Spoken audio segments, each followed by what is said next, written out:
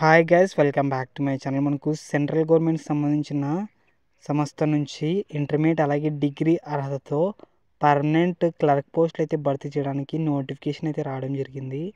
దీనికి సంబంధించిన పూర్తి వివరాలు అయితే ఈ వీడియోలో ఎక్స్ప్లెయిన్ చేస్తాను. స్కిప్ చేయకుండా అయితే చూడండి. కొత్త వాళ్ళు ఎవరైనా వచ్చింటే లైక్ చేయండి, సబ్స్క్రైబ్ చేయండి గైస్. ఇక మనం వీడియోలోకి వెళ్ళినట్టయితే మనకు national institute for research in bacterial infection నుంచి అయితే నోటిఫికేషన్ అయితే రావడం జరిగింది. మనకు ఫిబ్రవరి 14వ తేదీ అయితే నోటిఫికేషన్ అయితే రావడం జరిగింది అనమాట.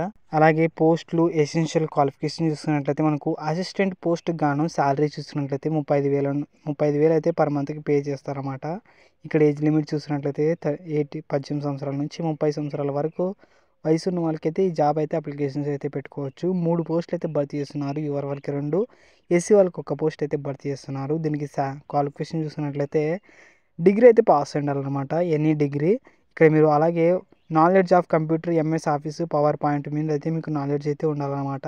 అలాగే అప్పర్ డివిజన్ క్లర్క్ పోస్ట్ చూసినట్టయితే మనకు శాలరీ 25,000 అయితే పే చేస్తారన్నమాట పర్ మంత్కి శాలరీ. అలాగే ఇక్కడ మీరు చూసినట్టయితే ఏజ్ లిమిట్ 18 సంవత్సరాల నుంచి 27 సంవత్సరాల వరకు అయితే ఈ ఉన్న వాళ్ళు ఈ జాబ్కి అయితే అప్లికేషన్స్ అయితే పెట్టుకోవచ్చు. 3 పోస్టులు అయితే ఉన్నాయన్నమాట. డిగ్రీ క్వాలిఫికేషన్ అయితే ఉండాలి. అలాగే మీకు టైపింగ్ స్పీడ్ అయితే ఉండాలన్నమాట. 35 వర్డ్స్ పర్ మినిట్కి ఇంగ్లీష్ అయితే టైప్ చేయాలి, లేదంటే హిందీ 30 వర్డ్స్ పర్ మినిట్కి టైప్ చేసే వాళ్ళని జాబ్కి అయితే అప్లికేషన్స్ అయితే పెట్టుకోవచ్చు. అలాగే లోయర్ డివిజన్ క్లర్క్ పోస్ట్ చూసుకున్నట్టయితే మనకు 19,000 అయితే శాలరీ ఉంటుందన్నమాట పర్ మంత్కి శాలరీ. ఇక్కడ మీరు చూసినట్టయితే మనకు ఏజ్ లిమిట్ 27 సంవత్సరాలు అయితే ఉండాలన్నమాట. అలాగే ఇక్కడ మీరు చూసినట్టయితే వేకెన్సీస్ 5 పోస్టులు అయితే భర్తీ చేస్తున్నారు. యువర్ వాళ్ళకి 4, ఎస్సీ వాళ్ళకి 1 పోస్ట్ అయితే భర్తీ చేస్తున్నారు. దీనికి ఇంటర్మీడియట్గా అయితే క్వాలిఫికేషన్ అయితే ఉండాలన్నమాట.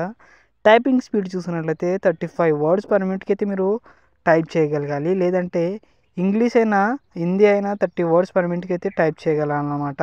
ఇక్కడ మీరు సెలక్షన్ ప్రాసెస్ చూసుకున్నట్లయితే అసిస్టెంట్ పోస్ట్కి గాను ఈ టాపిక్స్ పైన ఎగ్జామ్ పెట్టి మీకైతే మిమ్మల్ని అయితే రిక్రూట్మెంట్ చేసుకుంటారు అనమాట. ఇంగ్లీష్ లాంగ్వేజ్, అలాగే general knowledge including current affairs, అలాగే general intelligence and reasoning, computer aptitude, quantity aptitude, ఇవన్నీ టాపిక్స్ పైన అయితే మీకు ఎగ్జామ్ కండక్ట్ చేసి మిమ్మల్ని అయితే సెలెక్ట్ చేయడం జరుగుతుంది. ఇక్కడ నెగిటివ్ మార్క్స్ కూడా ఉంటుంది. మీరు అయితే ఇన్కరెంట్ ఆన్సర్ పెడతారు, దానికి 0.25 నెగిటివ్ మార్క్స్ అయితే ఉంటాయన్నమాట. ఇక్కడ మీరు చూస్తున్నట్టయితే యూఆర్ అలాగే ఓబీసీ ఈడబ్ల్యూఎస్ వాళ్ళకైతే 50% క్వాలిఫైయింగ్ మార్క్స్ అయితే ఉంటాయి.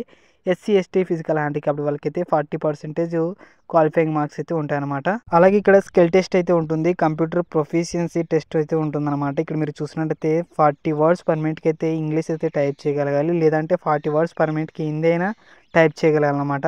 అలా మీరు ప్రిపరేషన్ ఆఫ్ ఎక్సెల్ సీట్ అయితే టైప్ చేయాలన్నమాట. అలాగే ఇక్కడ మీరు చూసినట్టయితే పవర్ పాయింట్ ప్రజెంటేషన్ కూడా ఇవ్వాల్సి ఉంటుంది.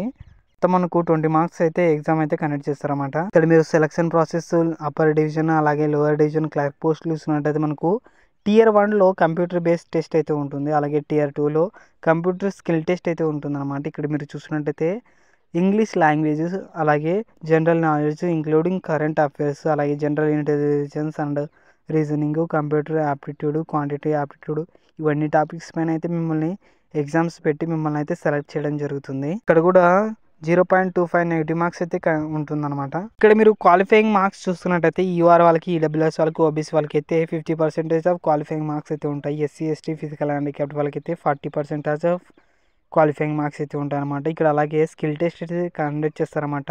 టైపింగ్ స్పీడ్ అయితే ఉండాలి. ఇక్కడ మీరు చూసినట్లయితే కంప్యూటర్ బేస్డ్ టైపింగ్ టెస్ట్ అయితే ఉంటుంది. 35 వర్డ్స్ పర్ మినిట్కి అయితే మీరు ఇంగ్లీష్ అయితే టైప్ చేయగలగాలి, లేదంటే 30 వర్డ్స్ పర్ మినిట్కి అయితే హిందీ అయితే టైప్ చేయాలన్నమాట.